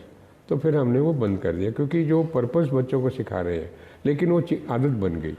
Similarly कभी आप अगर सतलुज रिवर की बात कर रहे हैं तो वहाँ अगर आप जाते हैं तो आप देखते हैं कई लोग सुबह सुबह ना 8-9-10 बजे करीब आते हैं, सूरज निकलता है तो अपने आप उपाय करते हैं, कुछ ना कुछ पानी में बहाते हैं।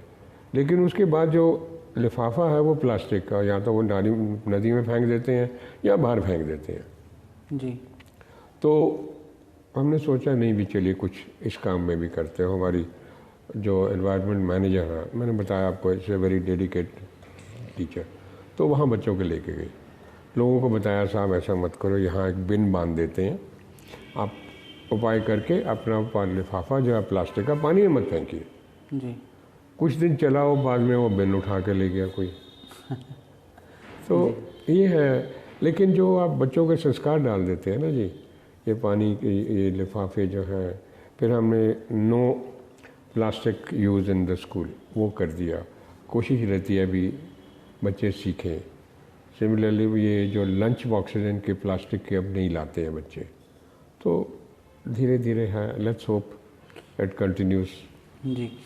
और सर आपकी एसोसिएशन है नव चेतना बाल भलाई, एक NGO है, उसके साथ भी है। वो NGO क्या करती है और उसके साथ क्या एक्टिविटीज़ चल रही हैं आपकी? हमारे ये जो नव चेतना बाल भलाई मंच है ना जी, ये basically it is started by the teachers, government servant हैं ये। तो ये लोग काफ़ी काम करते हैं। एक तो ये फीमेल फीटिसाइड के अगेंस्ट करते हैं, लोगों को बताते हैं कि साहब ये दिस इज़ अ क्राइम, नहीं करना चाहिए, बेटी बचाओ बेटी पढ़ाओ। तो एक तो वो काम करते हैं। फिर वो जो लेस फॉर्चुनेट बच्चे हैं उनको हम कुछ ना कुछ बुक्स दे देते हैं, नोटबुक्स दे देते हैं, कुछ उनके स्टेशनरी आइटम दे दी, या क्रेयॉन्स, पेंसिल, पेन। फिर कभी कभी जो कैसे ये जो नहर है हमारी, वहाँ गिल विलेज के पास, वहाँ एक बहुत बड़ी एक स्लम कॉलोनी बनी हुई है, उनके बच्चों को बुलाकर हमने फिर वो स्कूलों से बच्चों से ही कपड़े मंगवा लिए जी, वेरियस स्कूल्स के, वो फिर पैकेट बना के उनको बांट दिए। जैसे ये भी ये लॉकडाउन था, उनमें हमने कुछ लोगों को जो राशन जिसको चाहिए वो मिलते थे, किट बना के रखी हुई थी, 1000 रुपये के करीब आती, तो उनको वो दे देते हैं। सिमिलरली फिर हमने सोचा भी ये जो सिस्टम है इसको और पॉपुलराइज किया जाए, तब हमने एक आध मॉल के अंदर अपना ये लाइव शो किया जी। तो लोग आते हैं, फुटफॉल देखा भी किस दिन ज़्यादा होता है, उस दिन फिर उनसे परमिशन लेनी पड़ती है, तो वो करके लिया। अभी अगर आप DC ऑफिस में जाते हैं तो हमारे कई जगह पे हमने पोस्टर लगे हुए हैं हमारे नव चेतना की ओर से, ये जो है फीमेल फिटिसाइड का और जो है नेशनल कॉजेज़ हैं उसके बारे में। कोशिश ये है अभी, लेकिन काम इतना ज़्यादा है, लोग, हमारी पॉपुलेशन इतनी ज़्यादा है, कुछ समझता नहीं है। अगर मैं आज एक बात आपसे कहूँ कि दिल्ली के एक लेफ्टिनेंट गवर्नर से तेजेंद्र खन्ना साहब, वो पंजाब काडर के आईएएस ऑफिसर रहे हैं जी। तो उन्होंने एक बात कही थी कि जो पंजाबी है जी, ये सबसे ज़्यादा कानून तोड़ता है। तो लोगों ने, पॉलिटिकल पार्टी में बहुत शोर मचाया जी, ये जो गवर्नर साहब पागल हो गए, ऐसी स्टेटमेंट दे रहे हैं। तो अगर आप देखते हैं, आज भी देखो, कभी ट्रैफिक रुकता है क्या? ट्रैफिक चल रही है, गाड़ी, लोग कुछ दाहिने से निकाल रहा, कोई बाएं से निकाल रहा। अब इसमें बहुत ज़रूरत है इस काम करने की। जी। स्लम्स हैं, वहाँ पर हैं, पार्क बने हैं, उनकी मेंटेनेंस नहीं कर रहे हैं हम लोग। तो हमने सरकार से लिख के दिया जी, आप हमें जो नहर के साथ साथ का एरिया दे दो, आप, हम इसको मेंटेन भी करेंगे, हमारे बच्चे भी जाएंगे। और आपको बताता हूँ, हमारे बच्चे जी ग्राफ्टीज बनाते हैं, ये जो लकड़ पुल वाला जो है, वहाँ पे ग्राफ्टी हमारे बच्चों ने बनाई हुई है। करते हैं थे कुछ ना कुछ जो है ना। I think it is a happening school, every day कुछ ना कुछ होता है। जी, thank you so much sir. तो सयाल साहब, अभी तक हमने बात करी आपकी जर्नी की और सब चीज़ों की, तो अभी हम कुछ, मैं चाहता हूँ कुछ ऐसे पॉइंट्स हैं आपके जीवन से जुड़े हुए, आपकी पर्सनल लाइफ से जुड़े हुए, जो समाज के काफ़ी काम आ सकते हैं। जैसे आजकल न्यूक्लियर फैमिलीज़ का ट्रेंड चल गया है, लोग अलग अलग सेपरेट रहना पसंद करते हैं कि मैं और मेरी फैमिली अलग हो जाएं अपने भाई बहन से, अपने माँ बाप से। तो आप आज के टाइम पे भी, अगर मेरी इन्फॉर्मेशन सही है, नॉलेज सही है, तो आप जॉइंट फैमिली में रहते हैं, एक बहुत बड़े परिवार को आप इकट्ठा रख रहे हैं। तो ये कैसे कर पा रहे हैं सर, और आपका क्या मैसेज है उन फैमिलीज़ के लिए जो पेशेंस लूज़ करके अलग हो जा रहे हैं? Coming back to the point जो आपने कहा, वही बात है, अडॉप्टेबिलिटी, फ्लेक्सिबिलिटी, बेसिक प्रिंसिपल्स रहते हैं लाइफ के। जो चीज़ें आप जॉइंट फैमिली में रहकर अपने बच्चों को संस्कार दे सकते हैं, आज अगर मैं जॉइंट फैमिली में रहता हूँ, मेरे माता पिता हैं मेरे पास, मैं उनकी सेवा करता हूँ, मेरे बच्चे देख रहे हैं जी, तो वही चीज़ मुझे मिलेगी। जैसे कहते हैं ना, कुएं में अगर आप जो आवाज़ आप डालोगे तो वही आवाज़ आपको वापस आएगी। अब आ जाता है, इंडिविजुअलिज्म आ चुका है फैमिलीज़ के अंदर, भाई मैं ये कर रहा हूँ, प्रोफेशनलिज्म हो गया। तो माँ बाप से झूठ बोल कर हम दूर चले जाते हैं, बहाना बना के ले जाते हैं। तो जब आपके घर में बच्चे पैदा होते हैं तब आपको माँ बाप की ज़रूरत है, नैनी केयर नहीं मिलती यहाँ पे। बाहर वाले भी यही हाल है, जो इंडियन बाहर चले गए, जब उनकी फैमिली ग्रो हो रही है ना, तो उस वक्त तो उनको माँ याद आती है, लड़की को अपनी माँ याद आती है। हमारे घर में भी ऐसा हो रहा है। हमारा एक बेटा कनाडा में है, तो उसके जैसे फैमिली ग्रो हुई, 2-3 साल लगातार फिर वो कहते हैं जी आप आते नहीं हो हमारे पास, जाते हैं, बहुत इज्जत करते हैं। उनको पता लग गया कि फैमिली की वैल्यू क्या है। सिमिलरली जहाँ बच्चे अपने ग्रैंड पेरेंट्स के कुछ सीखते हैं, क्योंकि आप भी you are a young parent, आपका इतना टाइम नहीं है आपके पास बच्चों के लिए। I live in a joint family, I am a grandfather, I have got grandchildren. तो वो मेरे बच्चे जो हैं ग्रैंड चिल्ड्रन मेरे से ज़्यादा अटैच्ड है, क्यों, हमारे पास टाइम होता है तो उनको बताते हैं, बातें करते हैं। आई वुड से, अगर आप मुझे मैसेज देने को कह रहे हैं, मैं समझता हूँ कि जॉइंट फैमिली में अगर आप रहते हैं, you are more successful. Short period के लिए you could making money is all right, लेकिन हमारे जो संस्कार हैं, मैं समझता हूँ कि हमारे जो रिलीजियस लीडर्स हैं, चाहे वो पंडित जी हैं, चाहे ग्रंथी है, चाहे वो प्रीस्ट है, कोई भी है, उनको भी ये सिखाना चाहिए कि आप माँ बाप के साथ रहो, तो ये आपको ओल्ड एज होम बनाने की ज़रूरत नहीं पड़ेगी। तो ये जो बिखराव है, अगर फैमिली इकट्ठी रहती है तो कभी नहीं हो पाएगा। India for centuries together we have been known for family, for a country of संस्कार्स।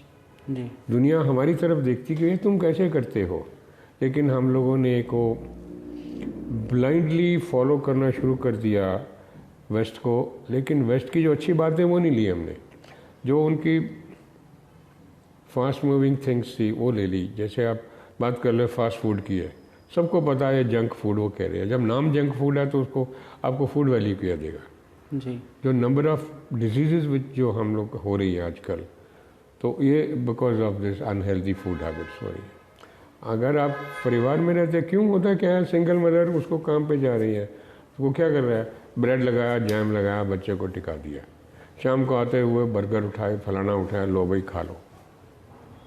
आजकल अगर आप शाम को निकल जाओ फूड जॉइंट्स के ऊपर इतना रश होता है, क्यों? Both husband wife, mother father, they are working. बैठाया आपको कार में बिठाया, चलो भैया आप बाहर चलते हैं, बच्चे भी खुश, माँ भी खुश, पिताजी भी खुश। तो उससे हम क्या कर रहे हैं, we are creating an unhealthy society. जो नंबर ऑफ डिजीज़ अगर आप देखते हैं आजकल के बच्चों के अंदर जा रही हैं, तो it is all because of single joint family. अब इसको आप जिस तरीके से मर्जी घूम के देख लो, एक्सप्लेन कर लो, and result will be that अगर आप मुझे कहें मैसेज देना, मैं समझता हूँ, और it is not difficult to live in a joint family. मेरे पिताजी जॉइंट फैमिली में रहे, हम भाई जॉइंट फैमिली हैं, हमारे बच्चे जॉइंट फैमिली हैं, so this is a fourth generation together. थोड़ी सी जैसे आप रेडियो स्टेशन लगाते हैं ना कभी, तो फाइन ट्यूनिंग करनी पड़ती है आपको। फाइन ट्यूनिंग अगर आप कर लेते हैं, I think you are a happy person.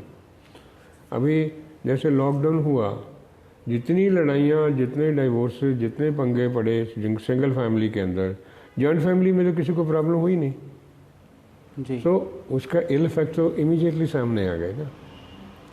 बिल्कुल, उनके पास वेंट आउट करने के लिए कोई था ही नहीं, कोई सलाह लेने के लिए कोई नहीं था, कोई अपनी बातें शेयर करने के लिए नहीं था। इम्पेशेंस इतनी ज़्यादा हो गई बिल्कुल, तो उसी की वजह से दिक्कत होती है जी।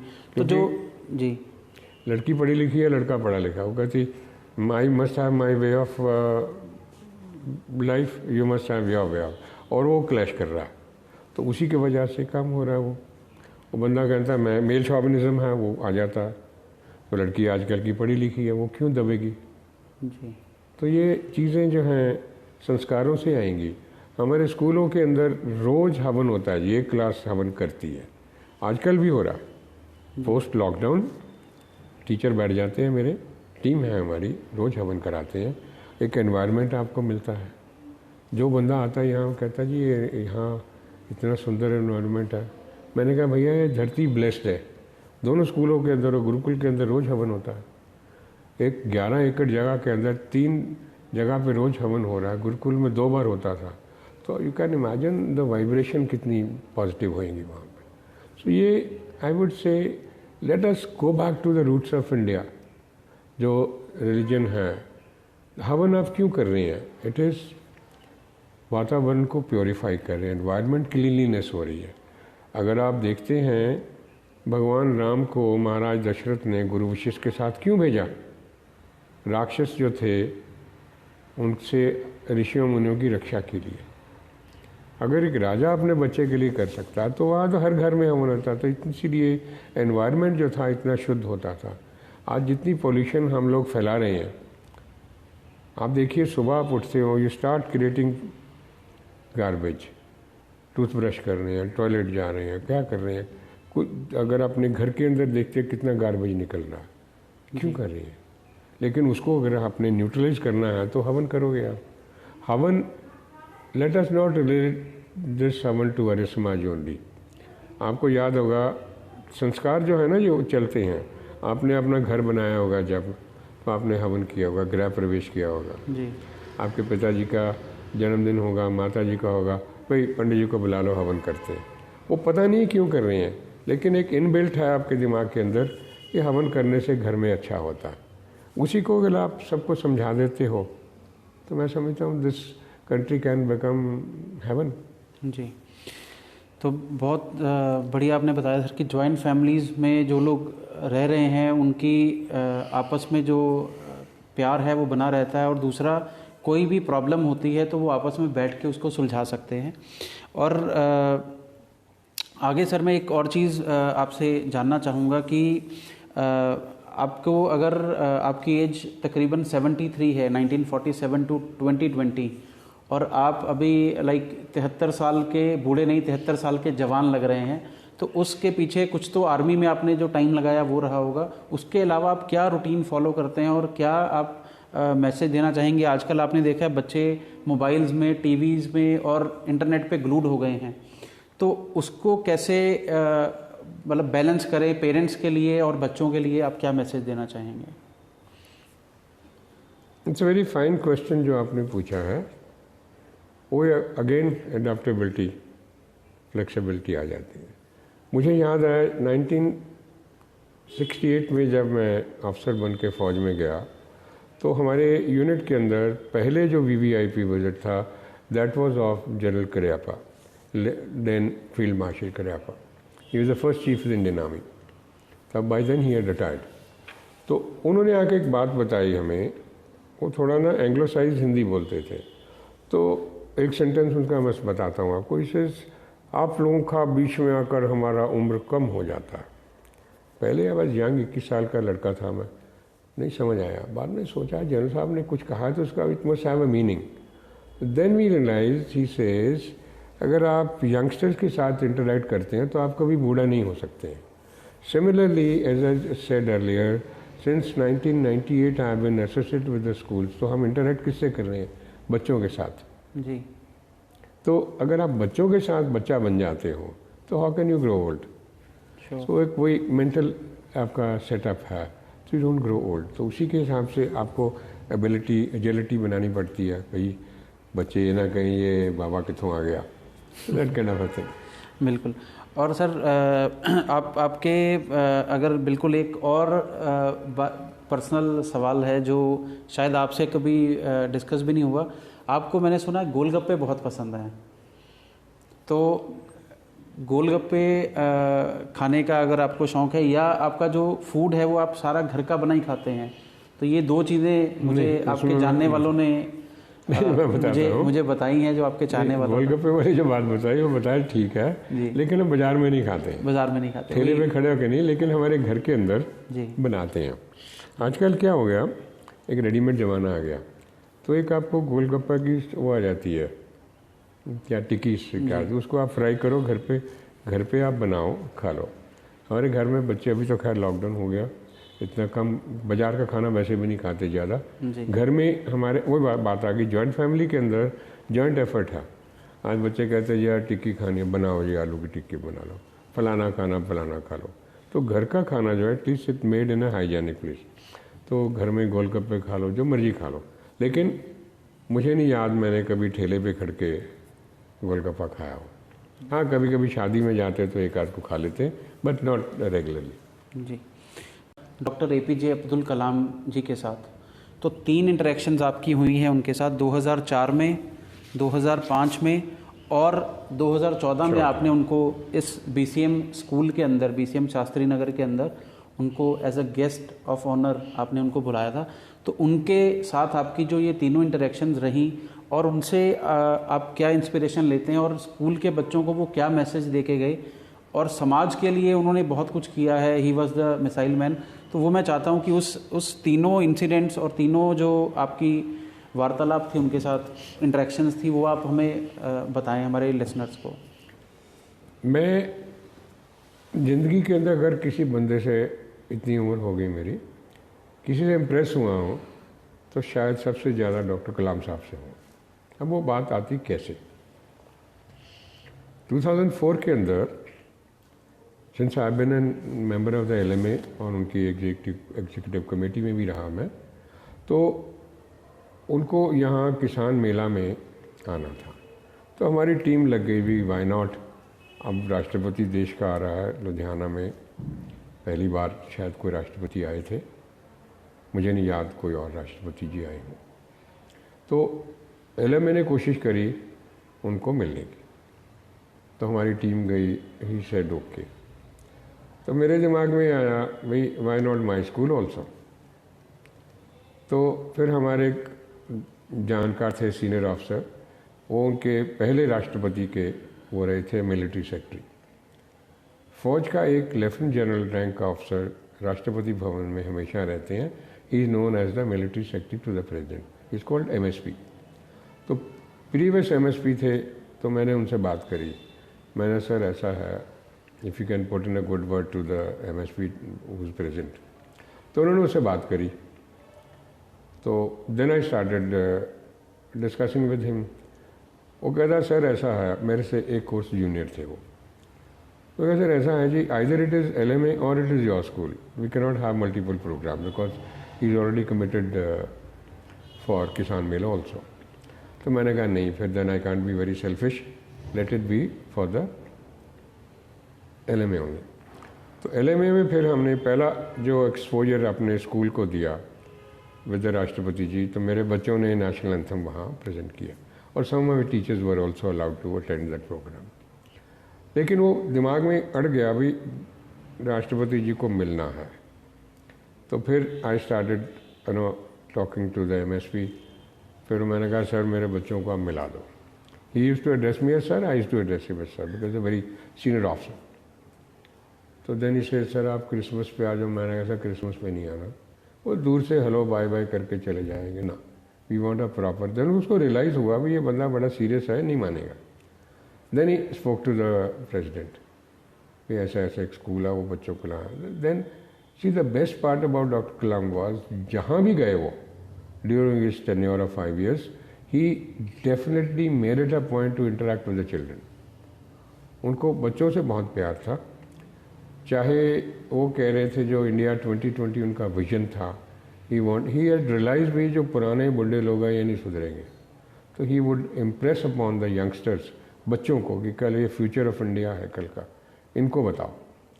तो फिर हमें वी गॉट एन अपॉर्चुनिटी, तो मैं 150 बच्चों को और 25-30 टीचर को लेके हम we went to Rashtrapati Bhavan.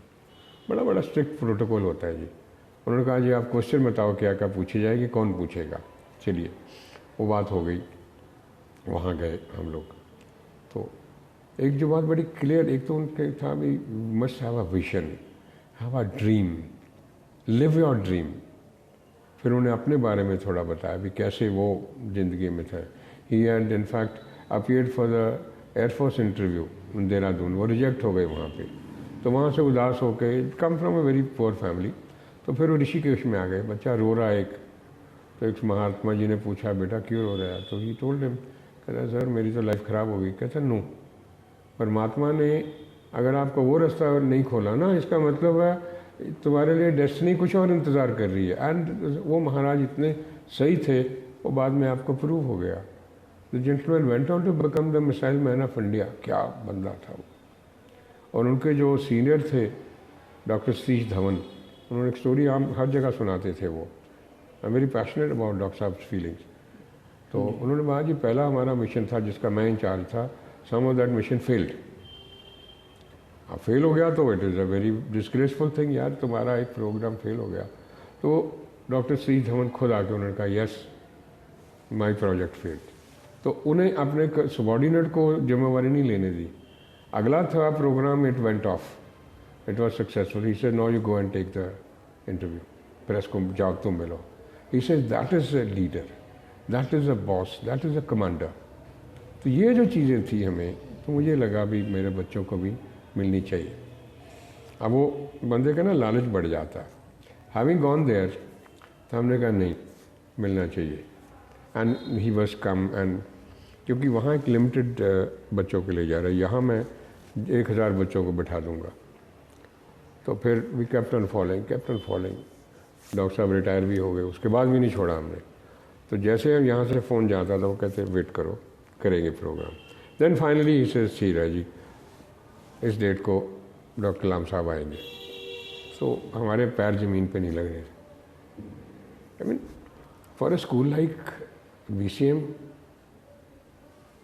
Farmer राष्ट्रपति visiting us, I mean it was something history for us.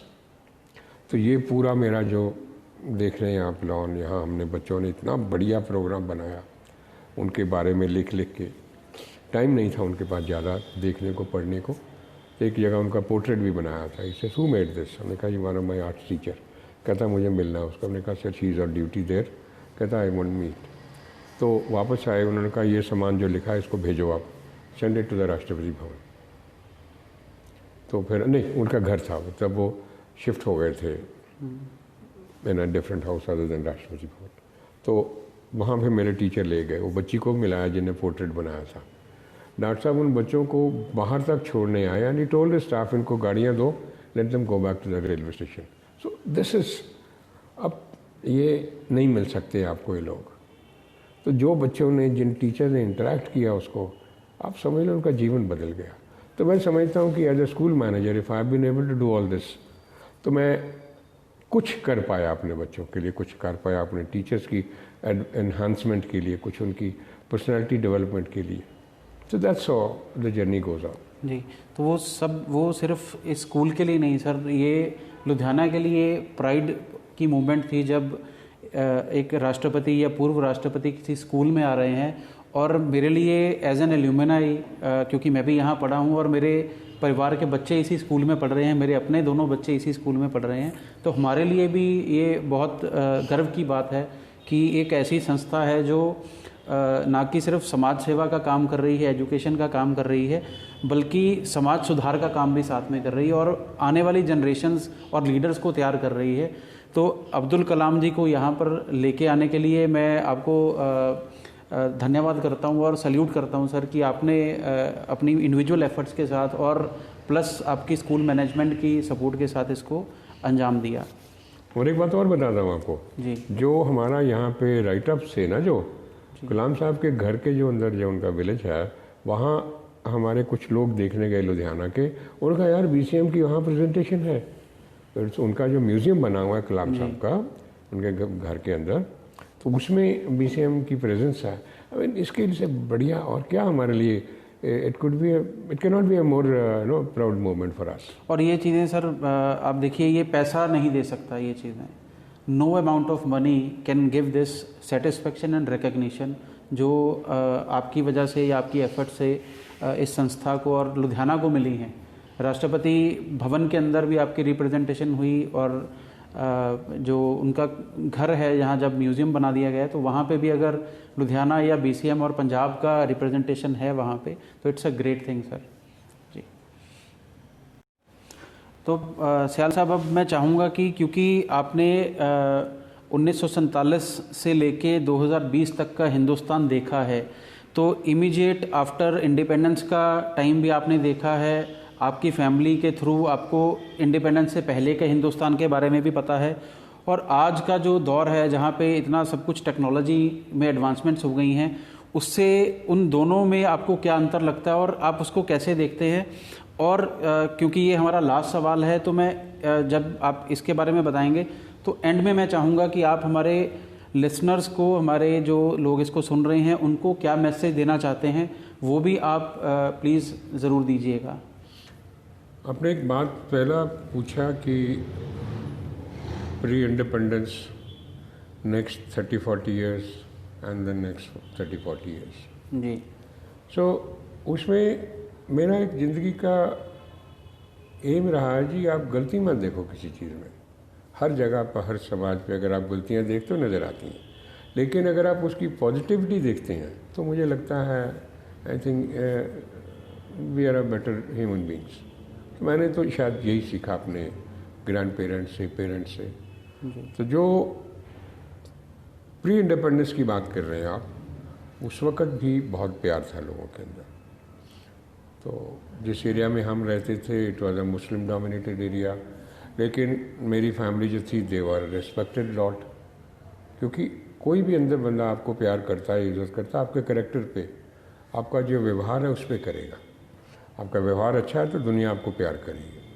Now coming back to immediately post independence 47 के बाद बहुत से लोग लुधियाना के अंदर आए, जो बहुत से लोग अपरूट होकर आए, कुछ भी नहीं था।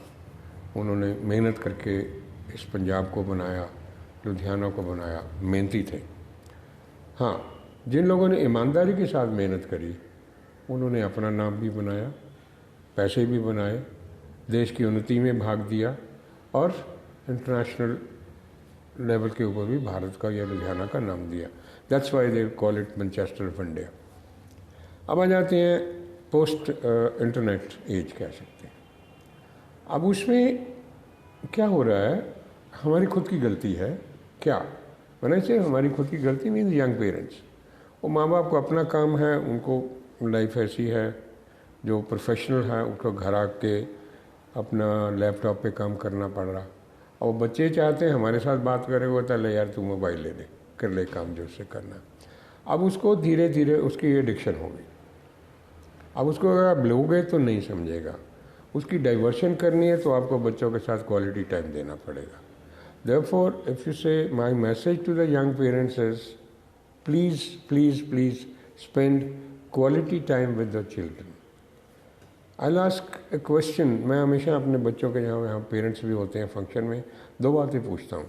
भी पहली बात पूछता हूँ, आप कितने दिन अपने बच्चों के साथ, हफ्ते में कितने दिन या हफ्ते में 1 बार 2 बार कितने दिन बच्चों के साथ बैठकर खाना खाते हो, डिनर करते हो, संडे को लंच करते हो, ब्रेकफास्ट करते हो, क्या करते हो? Do you ever play games with the children? Carrom खेला, लूडो खेला, कुछ खेला बच्चों के साथ, कुछ भी कर लो। अगर आपको गाने अच्छे लगते हैं, do you play antakshari with the children? बच्चों का एक क्ले है, कच्ची क्ले है, जो बनाना चाहोगे बनेंगे। मैं इंटरनेट को ब्लेम नहीं कर रहा हूँ। My only thing is please, आपको बच्चों को अगर आप लोगों को बनाना है, उनको क्या कहते हैं माउस पोटैटो नहीं बनाना है, तो आप कम से कम please spend time for the children. और आपका क्या था अगला क्वेश्चन? बस मेरा सवाल यही था सयाल साहब कि जो हमारे लिसनर्स हैं, आपने यंग पेरेंट्स के लिए तो मैसेज दे दिया कि वो टाइम स्पेंड करें, तो सिंस आप एक बहुत बड़ी ऑर्गेनाइजेशन संस्था के साथ जुड़े हुए हैं और काफ़ी लोग आपकी बात को वैल्यू करेंगे, तो बच्चों के लिए जो पढ़ रहे हैं स्कूल्स में, अभी कोरोना के टाइम में वो स्कूल नहीं आ पा रहे हैं या वो घर से ही पढ़ रहे हैं, तो उनके लिए अगर आप कोई मैसेज देना चाहते हैं, और आपकी जो टीचर्स हैं, जो स्टाफ हैं, उनके लिए अगर आपका कोई, और ओवरऑल पूरे विश्व में या भारत में जो भी टीचर्स आपकी आवाज़ सुनेंगे या बात सुनेंगे, तो उनके लिए आप कोई मैसेज देना चाहते हैं कि कोरोना से उनकी लाइफ में चेंजेस आए हैं, तो वो उसके बारे में अगर आप ब्रीफ में कुछ बता दें। उसमें बात बड़ी सिंपल है जी। हर चीज़ के अंदर अगर आप अच्छाई देखते हो तो आपको उसमें दुख नहीं होगा। जैसे ये लॉकडाउन हो गया, अच्छाई के लिए किया सरकार ने। क्यों? वी वर नॉट रेडी, हमारे पास कुछ इंफ्रा नहीं था, धीरे धीरे बना। आज चलिए, मज़े की बात क्या है, कोरोना की कोई दवाई अभी तक नहीं निकली है, फिर भी 70-80 लाख लोग ठीक भी हो गए। कैसे हुए? कुछ डिसिप्लिन है, कुछ they have learned with experience. आज 6-7 महीने हो गए इस बात को। तो पेरेंट्स के लिए लॉकडाउन के अंदर बच्चों के साथ टाइम स्पेंड किया। सिंगल फैमिलीज़ के अंदर थोड़ा दिक्कत आई होगी, जॉइंट फैमिलीज़ में नहीं आई, क्योंकि आप बच्चों के साथ इंटरेक्ट कर रहे हैं, कुछ कर रहे हैं, चलो भाई आ जाओ बैठो। बच्चों के साथ बैठोगे तो बच्चा, अगर आप खुद बच्चे के साथ बच्चा बनने की कोशिश करते हो ना, आप उनको ज़्यादा लेक्चर मत दो, उनके लेवल पे जाकर बात करो। जो सही टीचर है वो बच्चों के लेवल पे बात करता है, उसकी बात जल्दी समझ आती है। Then your next point was, आप अपने टीचर्स को क्या कहना चाह रहे हैं? I want to thank my teachers number of times. क्यों? 24-25 तारीख को लॉकडाउन लगा and by before the first week of April we were ready with online classes. तो ये I think it is the dedication of this ladies. कमाल के लोग हैं ये। इसी तरह और भी, not only in my school, elsewhere also. किसी ने 15 दिन में ऑन हो गए, किसी 10 दिन के अंदर हो गए। I think we were lucky. मेरी टीम जो है मेहनती है। मैंने आपको पहले कहा, मुझे I was very fortunate. This जगह का शायद ईश्वर की कृपा है कि हमें वैसे टीचर मिल जाते हैं जो कमिटेड हैं, जो उनको लगता है मेरे स्कूल के लिए क्या मैं एक्स्ट्रा काम कर सकती हूँ, तो वो करते हैं। Similarly for the rest of the teachers मैं ये कहूँगा कि भैया आप नेशन बिल्डर्स हो, आप गुरु हो। गुरु शब्द जो है वो कह रहा है वो बंदा है जो अंधकार से प्रकाश की ओर बच्चों को ले जा रहा है। You have a huge responsibility. अगर आप आज टीचर हैं तो इट इज़ बाई चॉइस। अगर आपने चॉइस किया है, ट्राई एंड बिकम लाइक अ गुरु द्रोणाचार्य। वैसे गुरु बनो ताकि जो कभी आपको बच्चा मिले वो सड़क के पे खड़ा होकर मिले, मैडम आप पाँव छुए आपके, ये मेरे बच्चे हैं जी, मैं आज से 20 साल पहले आपका स्टूडेंट था, मैंने आपसे बहुत कुछ सीखा। तो एज ए टीचर आपको उस वक्त कितनी खुशी होती है। मैं कई बार बाहर जाता हूँ तो हमारे बच्चे मिलते हैं, हमें बहुत अच्छा लगता है। तो I think we are very fortunate कि हमें ये मौका मिला देश के बच्चों की सेवा करने का। Thank you so much. जी, तो सयाल साहब बहुत बहुत धन्यवाद, आपने आपका बहुत सारा कीमती समय दिया। मुझे पता आपका बहुत ज़्यादा बिजी शेड्यूल रहता है, तो आपसे जो सीखा है या जो मैसेज हमारे लिसनर्स को मिला है, मैं उसको थोड़ा सा सम अप करना चाहूँगा। एक कि नेशन बिल्डिंग में और समाज के बिल्डिंग में टीचर्स का, स्कूल्स का और जितने भी धार्मिक संस्थाएं हैं उनका बहुत अहम रोल है, और उनको ये रोल को पहचानना है और सही दिशा देश को देनी है, क्योंकि जो बच्चे जो पढ़ेंगे, जो आपको करते हुए देखेंगे, वही वो करेंगे। दूसरा, जो आर्मी में आपने सर्व किया और जो सिविलियन ओबीडियंस और डिसोबीडियंस और उन सब चीज़ों की हमने बात की, तो वो बहुत अहम है कि हम अपने समाज में अपनी आर्मी के जितने लोग हैं, जितने पुलिस वाले लोग हैं, जो भी ऐसे लोग हैं जो कानून व्यवस्था और हमारी देश की सुरक्षा में लगे हैं, उनको मान सम्मान और इज़्ज़त दें।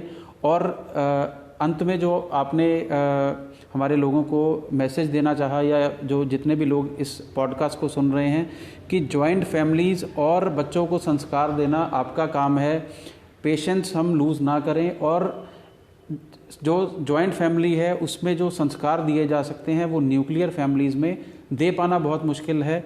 तो इन चीज़ों के साथ मैं फिर से आपका सर धन्यवाद करता हूं, और उम्मीद करूंगा कि हमारा जो ये पॉडकास्ट है वो सभी लिसनर्स को बहुत अच्छा लगेगा, और आगे ये सब लोगों के साथ, बहुत सारे लोगों के साथ आप शेयर भी करेंगे। तो अगर आपको हमारा पॉडकास्ट अच्छा लग रहा है तो इसको आप ज़रूर सुनिए पूरा, और बाकी लोगों के साथ भी शेयर कीजिए। इसमें काफ़ी सारी ऐसी चीज़ें शेयर की गई हैं जो आपकी लाइफ में आपको डिसीजंस लेने में और अपने परिवार को आगे बढ़ाने में बहुत मदद करेंगे। तो thank you very much for today. एक बात और कहना चाहूँगा सिर्फ। जी सर। जैसा हम दोनों ने मिलकर काफ़ी समय बिताया और इसको लोग सुनेंगे, मैं समझता हूँ जो सुनने वालों में अगर 10% भी इस अपने जीवन के अंदर कुछ सुधार ला सकें या अपने समाज के अंदर सुधार ला सकें, तो मैं समझता हूँ आपका और मेरा जो एफर्ट है वो सक्सेसफुल है। परमात्मा हम दोनों को आशीर्वाद दें कि हम अच्छे काम में लगे रहें। धन्यवाद। Thank you so much. जय हिंद।